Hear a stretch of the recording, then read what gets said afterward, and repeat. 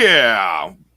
Welcome to Mindset, Motivation, and Mastery. I'm so excited that I get to interview one of my favorite ladies in this world, Teresa Cowart, who runs a incredibly successful real estate team and does it at such a high level in Savannah, Georgia. And I'm going to talk to her today about like the top 3 things that she focuses on in growing a highly profitable real estate team. Again, she's a master in so many areas, but I just want to bring it down to kind of, you know, what has really worked for her for those agents that are out there. Because listen, some people go, oh man, the team is so profitable and it's so great and it's so wonderful, and I'm going to build it and I'm going to grow it, and they get either they don't know how to, or they get stuck, or they don't understand the right process. And like, listen, I'm sure over the years you've made your fair share of mistakes, and you've learned the lessons along the way and all that. So listen, tell me a little bit about your team. Just kind of get started. Tell me a little bit about yourself and let's get rolling. Okay, well, I'm Teresa. I live in Savannah. Actually, I live in the suburbs. I live in Richmond Hill, but nobody knows where that is. So Savannah, Georgia, and 3 adult daughters and 2 grandkids. Well, I have a 21-year-old. I'm not sure if she's really adult yet, but according to the law, she is. And a really spoiled English bulldog that lives at my house. So anyway, just craziness. Always a good time there, I guess. I don't know. I watch them all. You have 3 amazing daughters, actually. I do. And they're very much like their mom in different ways. Each one of them has like one of the best habits I have and one of the worst habits I have. So, you know, I can see it in each one of them. It's uncanny. My mother cursed me when they were born. You know, I hope that your girls act just like you. And I'm like, good job. You're like, yes, Mom, I want exactly them to be just like me, until now. And you're like, oh crap, maybe I shouldn't have asked for that. Yeah. My middle daughter has overcoming objections down to a science. Like, she's got it. Like, they've had to hear all my little motivational quips all their lives. And so I start saying, I'm like, you know, the only thing we know, Mom, change. You know, it's like, you should listen. That's awesome. Yeah. That's awesome. So now, wait, before you jump into it, any of those have interest in getting into real estate, or are any of them kind of going, oh man, I'm going to jump into real estate? It's funny because the middle daughter, again, has said she would never be in real estate, ever. Work too hard. All those people call you all the never. Yeah, she got her real estate license this year. Oh, good for her. And she's actually she worked for a commercial realtor like her last part of college, and for about 6 months after that. And she thought that was kind of boring. So then she went to work for a lender because she wanted that experience. Because ultimately she does want to inherit, you know, the kingdom or whatever it is she calls it. But, you know, for right now, she's, you know, 23. But, I mean, she's doing well because she and her fiance are building a house. Good. Well, here's the truth. I got into real estate like at 19, 20 years old is kind of when I started. And, you know, again, it's a good thing for her to get into so young, because by the time she's in her early 30s, she can be really kind of set up in the business and let things rolling, right? So, yeah, I'm not sure I want her here because she'd be bossing me around all the time. Yeah, well, I get that. I get that. Yeah, my oldest is a school teacher and my youngest is in college and bartender. So there. Yeah, so more money than all of us. All ends of the spectrum. Like one babysitting adults, one babysitting children. Yep. And one inheriting the kingdom. So yes. Yeah, that's right. That's awesome. Good. So listen, I say crazy, right? Like crazy family. I love you. We're all crazy. Yeah. You know, so before we jump into these 3 things, you had mentioned something that I think, you know, again, a big, huge part of our job is branding, right? Is branding, getting out there. And you mentioned a contest when we were just chatting just before we jumped on to live here. And like, that's amazing. Like, and I always obviously encourage my clients to get out there and create opportunity to build their brand, create opportunity to get engagement and all of that sort of stuff. And we were saying like how much engagement you got in that contest you ran and how easy really it was to kind of set up. Tell me about it real quick, because I think that's amazing for people to hear how easy that they could do some of this stuff. So we are a culture. Our whole world here is about giving back and doing the right thing. So every month we do a give back. And we had just got done doing Father's Day, and it was time to do the next holiday or the next month. So July. So we were kind of just throwing things around, like, what have we done? Like, can we possibly give away another green egg? No. Like, I mean, come on. So we gave away a trip for 4 hours. I was doing this in the video. 4 hours, 4 people, and it ended on July 4th. Like the time period ended on July 4th. And so it was for inshore fishing. And of course, I live on the coast, and there's lots of people that do that. And I picked one of the great guides, who is also one of my friends. And it's $400. I mean, it wasn't atrociously expensive, and all the advertising on Facebook was free, because that's the only place we put it, was on Facebook and Instagram and social media. And over 1,000 entries, like crazy town. And what they had to do, there always had to be an action item. So it's like you had to, in the comments, put the 3 people that you would take, and then share it. So it went crazy all over. So it was super fun and super exciting. And then we always make the winners come to us, and we go to them and we film that as well, so that people know that, we draw live. I mean, there's lots of integrity to what we're doing, because we're not trying to send our friends and family on the boat trip. And you get you get so much out of that. Like, I mean, first of all, it's your clients you're using, right? So again, now they use you, they refer you. Right. Now you're actually using them. So, like, first of all, like that's incredibly valuable, just to also be giving back to the clients that you have.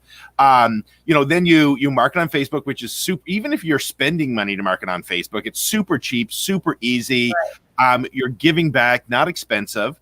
Then you're asking people to share it. So again, now in order to enter this contest, they've got to share it. So you've got more exposure there. And then, when you're doing a live drawing, so now you've got 1,000 entries, doing a live drawing, people are watching this. And if they enter, they probably were on watching.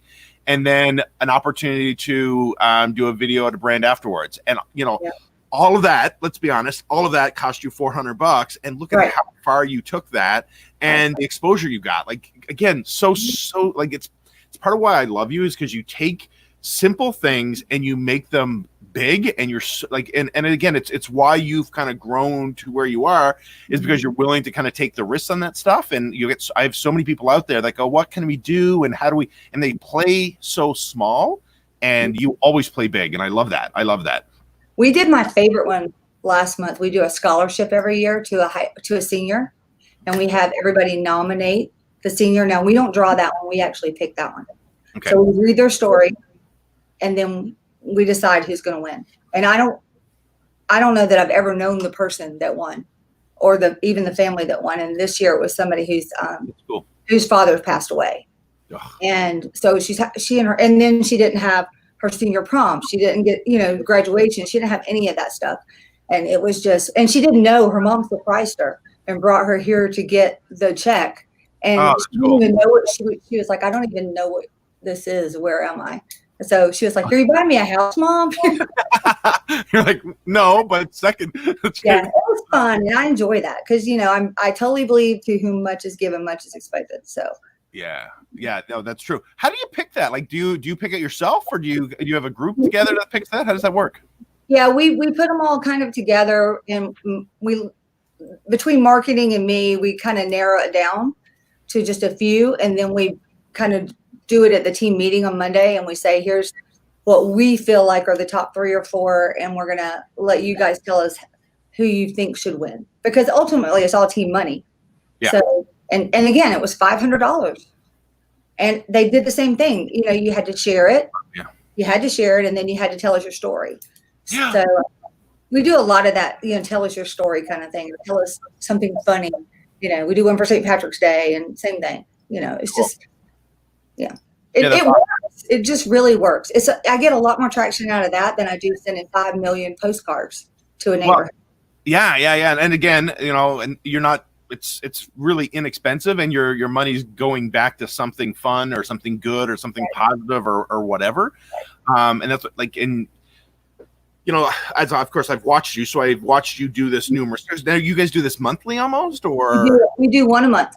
1 a month, right? So you created consistency around it to a point where now it's probably grown because of that, right? So it's just about, not doing it once and expecting all these crazy results, but now doing it consistently over time, just like anything. Consistency is power, right? So, and now you've built this brand around it, and it's amazing. Awesome. So I wanted to share that because I know that you do a crazy job with that. So let's kind of get started. The very first thing I kind of wanted to talk about was, and there's no right or wrong way of doing this. And I think, I love talking to people who've done it successfully because, again, we see a ton of ways that it hasn't worked, or we, people are always wondering, well, what's the best way to do this? And here's the truth: is there's never any right way of or wrong way of doing it. It's just a matter of finding your path and doing it. But what have you found successful in creating like a model from hey, bring sales agents on, they only do listings, they only do listings, they only do buyers, they are showing agents. Like, what is the best system that you have built over time? Like, how did you start kind of the team back then, and kind of where did it develop itself into now? Okay, so when I started, obviously it was just me, and then it grew and grew and grew, and I hired a part-time assistant, and I was so scared to do that, and it ended up being the best thing I ever did. That year I sold 89 homes by myself. So that was also the year that I decided that I didn't see my children, I was exhausted, and that I needed to have a buyer's agent. So, and of course, then about that same time I got into coaching. So then I kind of had a model to do it with. But my thing is, it's not necessarily like, I don't know that I always have a plan, but I know who I want to hire. Like, it's about the person. Like everything with me starts with why. Why do we need that position? Is there anybody else that can do it? And then it's how much, and can we find the person? Because the one thing that I've learned, if I haven't learned anything else, because there are 23 agents on this team, 2 marketing people, 4 ISAs, 3 transaction coordinators, an accountant, and an office operations manager. Like, there's a lot of bodies in the building at any given, especially on Monday morning. They have to be the same mindset. Like, we have to have the same culture. So my job is to keep the culture together all the time, and make sure that they understand why we are here and why we do things. And very early on, I learned to be more transparent with the finances, because if you're giving somebody 50% of everything that you make, you have to remind them, A, I gave you what you made, but most of it, but B, this is what we're spending the money on. So like when we do get these give backs, I give total credit to the team. It's not Teresa Cowart giving $500 away or whatever. It's the team. It's the team, the team, the team, the team, the team. Yeah. And so I tried to make sure that the culture is such, and that I don't hire I will not hire the most qualified applicant if I don't feel like they will work out. If I don't feel like people will like them and respect them, I won't hire them. Because it has never worked out for me, ever. I'm not hired from my heart. Yeah. And I always say, like, for people as they're hiring staff members, is create the role, then hire to the role. Don't hire the person and try and fit them in a role, because that's tough, right? Like, yeah. No, you cannot hire somebody who's not analytical to do your numbers. Like, it just doesn't work. Yeah. And I probably did that at some point. Like, I definitely am not afraid of failure. I fail a lot. But, and we try things. Like, this morning we were talking about a different program we're going to try, and I need your feedback. Is it working? Is it not working? Is it worth the money that we're spending on it? Here's how much we spend. So it's not about me, it's about us. And I say that all the time. It's not me, it's us.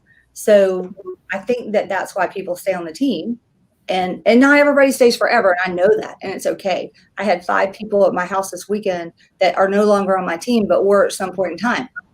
But in a different capacity, whether it be admin or agent or whatever, they're still my friends. I still love them. I wish them well, and they're all doing well. 2 of them were out of state now, so only really 3 left. But yeah, no, and that's a good point, because I mean, obviously I coach quite a few teams, and when people leave the team, like, it's funny, we hire somebody and we don't get that, we get excited, but we don't get that excited, and then when someone leaves our team, we get devastated. And I'm like, but you have to expect that. Like, you have to expect, number one, that either people aren't going to be the right fit, the right culture, what they want is not going to align, somewhere they're not aligning with the team, or they're going to kind of grow, I don't want to say outgrow the team, but outgrow the team in the sense that they want to do something different. And either one of those is okay. Like, it's okay. Like, it's not a bad thing, right? And so you've got to kind of expect that people are going to leave. And I always say stack your bench with really great people. That way, when someone leaves, you've already got kind of a bench full of people that's coming on, right? So yeah, I mean, I never worry when an agent leaves because I know that we're going to be fine. Yeah. We did lose somebody who's been on my team for a long, long time this year because she was ready to go out on her own. And she's doing amazing, and she will be amazing because she was taught to be amazing. Yeah. And so for me, that's like kudos for me because I have this other person out in the marketplace that I know knows what they're doing. But she was with me for 6 years, So was it hard? Because she was one of the leaders and as far as money and leads and whatever, but have we missed a beat since she left in March? No, not at all. We'll still hit our 650. Yeah, and I have two teams. One of that I coach. One of the guys lost two of his top team members this week or this past month, who went out and started their own team, and like he was like, oh my gosh, Chua. And I said, listen, man, like that's good. Like you taught them well enough to go. Yeah, but I taught them everything. But listen, they're going to go out and do their own thing, and that's amazing. And he's in the process right now of rehire. I know he's not going to skip a beat. And then I have another one who lost. January 1st, and it was a really good transition. The team said on January 1st, I'm going to go and do my own. Top agent, was killing it in the team. That team now is doing, never skipped a beat, is doing as well. They're doing better than they were last year. And this guy is still in the same office doing his own thing, still really good friends, and they're supporting each other, and it's awesome, right? So good. So talk to me about the agents on your team. Like, do you have all just buyer agents that just handle buyers, or is everyone on your team doing buyers and listings? Or tell me a little bit about kind of the different agent roles you have. Okay. So I don't really work I call it in the field very much anymore. Like I'm pretty much here at the office running the whatever you want to call this, the kingdom or whatever. Running the kingdom. And that means I don't compete with them. So there's no cherry picking for me. None of that happens. But I have all the agents, they all start out in what we call script school. So they all spend about 4 to 6 weeks in the office learning Boomtown, learning the scripts, learning our culture, learning we use Sky Slow, blah, blah, blah. They may know it, they may not know it. Some of them fast track faster through because they just are more motivated than others. But nobody gets out of here until they have been assessed and then they know. We don't practice on the public ever. So that's kind of the first part of it. And you have to ride with the lead agents on their showings because I hire almost exclusively brand new agents. I don't like to hire agents with a lot of baggage. So I almost always just hire a brand new agent, and they're like little sponges and they just absorb it all. But they ride with people. There's a process, and then they get to do it on their own. But it's not like instantaneous. You join the team. Here's your key. Bye. No, we're like following them and carrying them in the beginning. And sometimes even the leads will share money with them because, they were so instrumental when they rode with them or whatever. But, and then they start getting the leads, but they don't get like the Zillow leads that just come to them or the leads that I give out or whatever. They don't just get them. They have to fish in what we call our pond, which is where when people come in, you have 48 hours to convert them, i.e. have a conversation with them and change the category. And if you don't, they go into the pond. Anybody on the team can fish from the pond. So all the new agents have to learn to fish before they can have the luxury of getting the easier ones. So nice. So do they take listings as well then? Like the agents on the team? Not in the beginning. Okay. You have to be trained for everything. Now, if you're, I've had a couple like, my dad wants to list his property. Okay. Yes, you can. I will help you. We will go through it together. But because they get the benefit of the team processes and all that, but and they get paid on it, but they don't get to do it alone. Okay, so makes sense. Now, what about like a show? So I have a lot of talk right now about showing assistants going on. Do you have any showing assistants? Do you have anything? I have a licensed transaction coordinator and 2 licensed ISAs, and one of them. Any of them can, but one of them acts as a concierge. And that's what we call, that's a showing agent. But it could also be letting an inspector in or whatever. And then they're paid hourly, an hourly rate. And then the hourly rate is billed to the agent. Gotcha. Okay, cool. That's awesome. Now, you mentioned staff. So let's talk about staff. You mentioned you have 2 ISAs, No, four. 4 ISAs. So you have 4 ISAs in-house, I assume. Mm-hmm. Cool. Paid salary plus anything? How do you set that up? Yeah, they're paid a lower salary. Like it's Base? good, but it's not like, it's not, they're not going to get fat and happy off of it. But then they get paid a $25 per kept appointment. Like it doesn't matter how many appointments you make, they have to be kept. Yep. And then they get 150 for closing, that they initiated the process. So it's nothing for them to get another $1,000, $2,000 a month on just bonuses. Between kept and closings. Mm-hmm. Mm-hmm. Awesome. And then the administrative side. So like, who do you like? You have transaction. You mentioned the transaction coordinator. So talk to me about the admin side of the business. Because like you'll do how many just to be real clear, because we didn't mention this in the beginning. We should have. I know it's in the intro, but you'll do how many transactions this year? 650 is our goal. So 650, I think it said well over 600. So talk about the administrative side that you need to have in order to close that many transactions. So we have two full-time transaction coordinators right now, and we've divided the agents, like these people belong to you, these people belong to you. And we used to have a listing person too, but what I found is the transaction coordinators could handle that because marketing does so much of the listing stuff. So they just coordinate with marketing what needs to happen. But so we have these two ladies, and that's all they do. That's all they do. And then I have an operations manager who's also trained, so she can jump in and help if she needs to. And then we have somebody who does accounting, because we got to keep track of everything. Yeah. And then I have 2 people that work in rentals, because we manage rentals as well. So a property management company, is that what? Yeah, it's not necessarily separate, because the mothership Remax has the property management company, but we manage about 125 rentals. Okay. The team does. So those ladies do that because I don't really have time to do that. So they 100% do that. A lot of times it's our sellers, if they're military and they can't sell, they'll go into property management, or sometimes it's just they want to keep it as an investment, or they think we might come back here one day or whatever.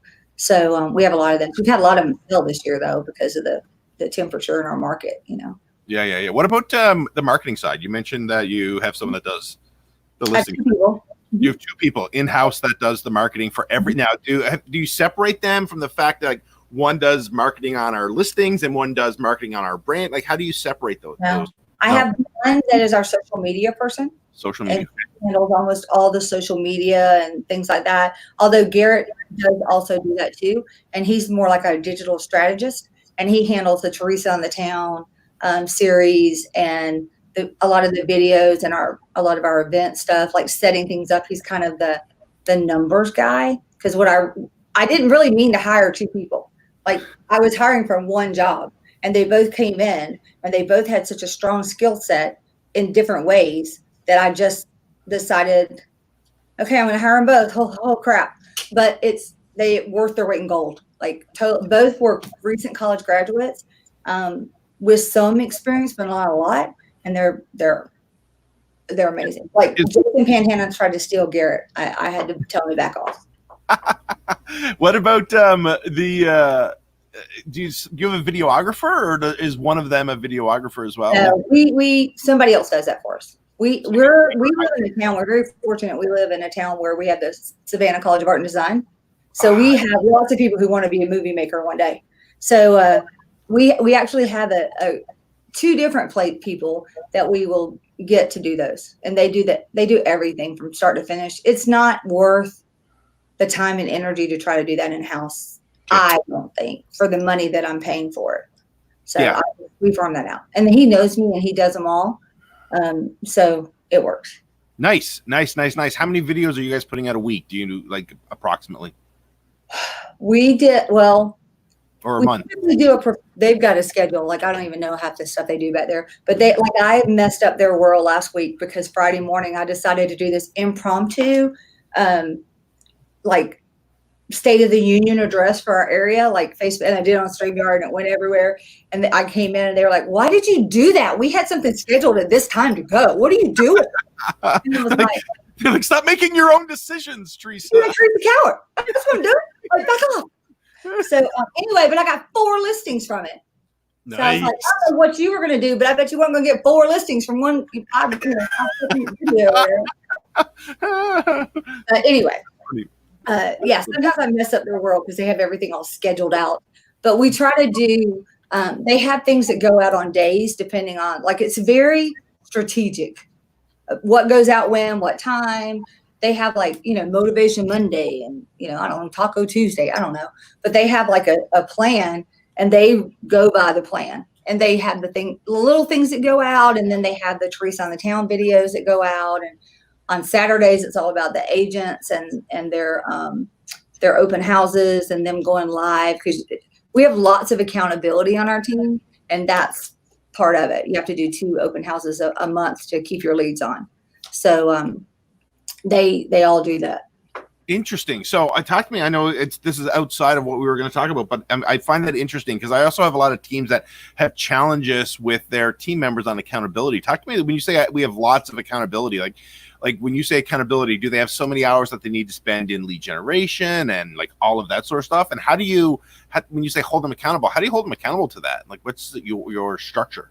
So as we started growing, and I felt like maybe I needed some parameters in place, because some people did really good. Some people were just marginal. Everybody has to close 24 deals a year to stay on the team. Doesn't mean that if you are new and you didn't close 24, then I'm going to kick you off, but we're going to have a conversation. Like right now, we're in the middle of our second quarter reviews, because every quarter I sit down with every agent and we talk about where they're at, based on what they said they want to do at the beginning of the year. So that is part of our accountability. But our monthly accountability, daily accountability, or weekly accountability, and it's actually posted, and we're very hokey. I feel like I have kindergartners sometimes in this office. But we always have a theme every year, and this is our accountability. And it has to be, and I'll share that with anybody who wants to see it, but you have to do these things in order to keep your leads on. So if you come to the Monday morning meeting, your leads are shut off until the next Monday. If you are late, they're shut off for 24 hours. You must enter your daily accountability in Slack. If it's not there by 8 o'clock, you don't get leads that day. Let's see what else. You have to share your calendar with ISAs, or you don't get appointments made for you, which is, that's pretty self-explanatory. You've got to add update your listings and transaction documents into SkySlope. If you're behind, you get cut off. And then you have to come into the office. There are 9 available opportunities for you to do this, and you have to come in the office and do 2-hour blocks of calling from the office at least 3 times a week. So you have to do it. And there's a clipboard that you kind of sign in and out. That's probably the only thing they ever have to do manually. You have to have 2 open houses. You have to come to call night. We have a call night every month. If you don't come to call night, your leads are off for a month. Everybody comes to call night. Yeah, I don't have any issue with that. And then you have to set your alerts and everything in Boomtown. And if I go in there and you don't have them, then sorry, off. And I don't have to push this very much. First question: who monitors that? Like, who is your on-off switch for your leads? Who is the person that does that? The ISAs monitor part of it. My office manager monitors another part of it. So I don't necessarily turn them off and on in Boomtown. Like, they will do it because they have that authority to do it. And then people sometimes, I'm trying to be the good guy, not the bad guy. Well, that's why I asked. So they'll come in here and they'll say, "Are my leads off?" And I'll say, "I don't know. What'd you do? What'd you not do? Why would they be off?" And invariably, it's kind of like the self-discovery, right? Yeah. So invariably they'll say, "Oh, yeah, I didn't come to the meeting on Monday. That's probably why." That's probably why. But I don't have a lot of it because they're posted and they typically follow the rules.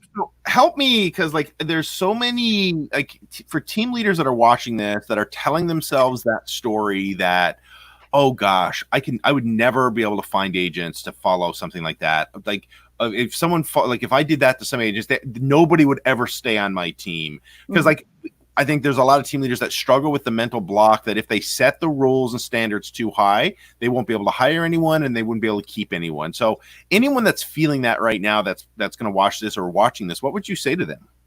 We just, first of all, they helped me make the rules. Like we sat down and I said, so we got to get some of this under control. So you help me decide what is an offense that you would get your leads turned off. What do you, if you don't come to the meeting, what do you think happened? What do you think and they're like, well, you should have your leads turned off till the next week. Or you should have your leads turned off until this happens or that happens, depending on which one it is. So they actually sat down and we went through it. And then we presented the team rules, because they're not my rules. I don't want to babysit you, but they're the team rules. And they kind of embraced them and they hold each other accountable. Like they do. They have little games out there too. Like I'm telling you, it's kindergarten here. Like we have our sky's the limit. Everybody's got a little airplane with their head in it.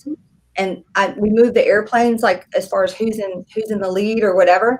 And God forbid I forget to move an airplane by Monday morning, because it's a big deal here. Likewise, there are little tick marks on the board as far as how many deals they've closed. I mean, stickers. I have little face stickers, and every time you close the deal, you get your face on that number, and then 650s at the top. Sometimes I'm just like, I am the kindergarten teacher, not my daughter. Me. Well, that's awesome, because like I know I get to talk to some of your team members every once in a while, and I know how much they love it, and I know how successful you are. Last kind of question in the area. So we covered really kind of the model, the agent structure. We kind of covered the support staff and administrative structure.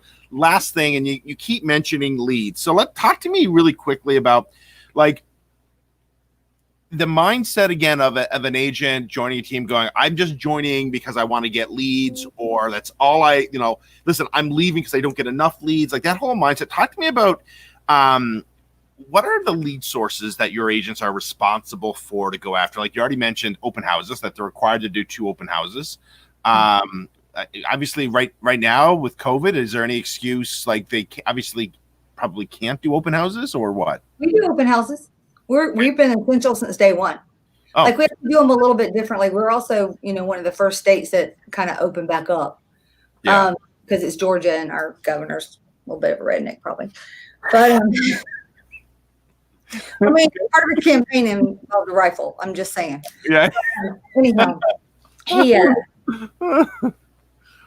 we all do them. We've invested in a buttload of hand sanitizer and booties and all that kind of stuff. But I'm finding that most people don't even care if we do that anymore.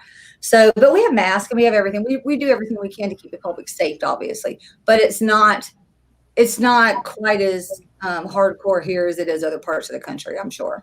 Have you gone virtual? We did, in the beginning when we were in lockdown, like, thank the Lord, we are a very techie team. So we already had a lot of virtual and drone footage and all this kind of stuff already, but we went out and the marketing team actually went as well as my photography team, and they went out and they videoed everything. Like we spent a lot of money and we just searching the story, like get them all, and then we started pushing them out that way virtually. And then if somebody called and said we want to see 123 Easy Street, but the owner wasn't comfortable with that, then we sent them the virtual tour instead. And we wrote a lot of contracts that way because we were in everybody's face the whole time on video and on whatever, saying, hey, we're still working. So I think we closed 60 or something in March, because of course we were riding on February still. April was a little bit less. It was like 51 because it had started to hit us. But then by May we were right back up. So wow. It didn't affect us as much. And, we talk about the goal, and you can't stop working and you got to stay in the game and you got to, so I'm like the whole time I felt like I was a broken record because we were Zooming We had Zoom meetings, like that the staff, when we finally gave it up and went home because nobody else was out, we Zoomed every day together because it's all about the culture, and you got to keep everybody in the right headset. So lots of culture stuff. But yeah, everybody's 100% accountable now. Nice. Okay, so then you mentioned internet leads. Where do you invest in internet leads really quickly? Like, obviously, that's part of the leads. Where are you getting internet leads from? We get them everywhere. Like Boomtown is a good source. Remax obviously gives us some. Zillow, super heavy in Zillow. Realtor.com. Past client and Sphere. Like we do a lot of email campaigns, but not like annoying campaigns. Like I can't stand to get 47 emails from realtors. Like it drives me crazy. So I try not to be that girl. Lots of Facebook. AdWorks. We just have a lot of different avenues, and I'm always trying to figure out what's new and what's next and what works better. And of course, effective agents and offers and fast expert. I'm like, what is that called? Fast expert. But those are all referral based. Yeah. And now we're part of Veterans United, which is also referral based. But so you can't have 3 or 4 things and expect to stay solvent, because if something like right now, Zillow is changing the way they're doing things. Yeah. So at least in the US. So you can't do just one thing and expect that you're going to be okay, because what happens if that one thing happens? So it's very important that we're out in the community and that we're doing a multitude of things that when people think real estate, they think Teresa Cowart team. Yeah. Agents starting kind of a newer team or just getting roll. What's the one place you would say invest in this to get internet leads? Would it be Zillow, Boomtown? Like what would be the one place? And I think whatever you choose, you need to know that you got to follow up on everything. Like you can't just throw mud on the wall and expect it to stick, right? Yeah. So I would say that you have to, and I'm not an analytical, obviously, but I've learned to be analytical because it's money and it's time. And I remember when they first said you have to track everything, and I was like, track? What are we tracking? My paycheck? That's what I'm tracking. But now I do. I track everything. I know where every lead we ever got came from. So it's important that whatever you decide to do, like first of all, I think you should sign up for everything that's free. Effective agents, fast experts, because half of nothing is still nothing. Yeah. So if I got to give you a 30% referral, but I wouldn't have had this person otherwise, why do I care? I don't care. Don't even go that way with your head. So I think that everybody should sign up for everything that's free. But then you got to choose what else you're going to do. And if you're going to do Zillow, you need to see who else is in your market and what are they paying for. Because if you can't afford to dominate a zip code or at least be in the top 3, don't do it. Don't do it, because you're going to get slammed by people like me that are doing it. So find something that you can do. And I personally think it, like the way that I started and the way that a lot of people started, was just grassroots. Who do you know? Who do you know? Who do you know? Who do you know? Like I never stopped really thinking about real estate.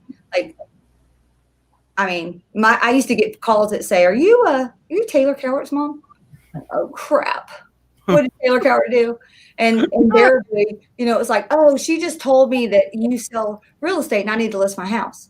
Because Taylor was like, 8 when I started, and she was like my best little salesperson. Biggest fan. Yeah. Gets mad if people listed with somebody else. If she went to spend the night with somebody and she's like, why are you listing with? Why? My mom was a real estate agent.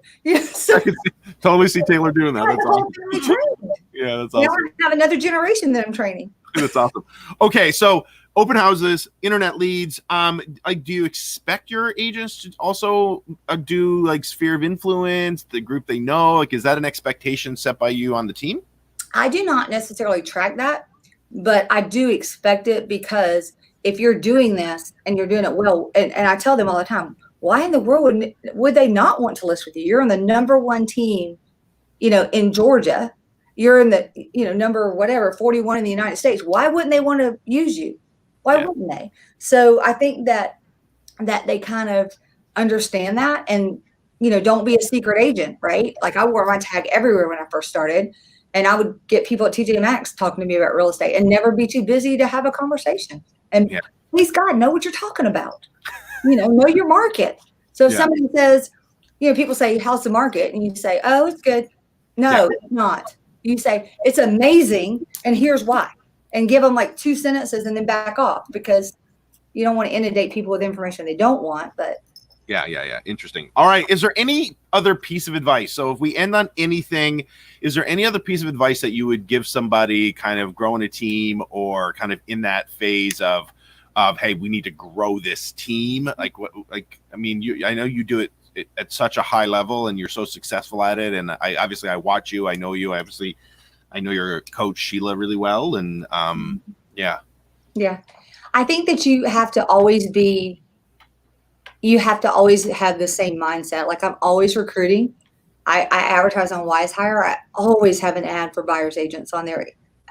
I don't know when the next person's going to be looking. So I just always have it open, and people will come. Like, we had a waiting list for a while to join the team because I couldn't keep up with how many people wanted to join the team and getting them all trained, because I'm not going to send you out if you're not trained. But we also talk to people about, I've stopped people in the store and said, your customer service is amazing. Have you ever thought about being a real estate agent?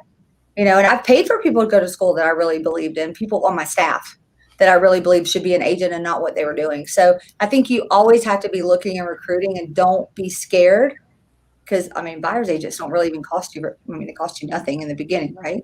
Yeah. So don't be scared to have people help you, because the more that you do, the more it will grow. Like, the fear can't hold you back. Like, if you just keep adding and keep going and do it strategically, then it will just keep growing. It'll become like a monster.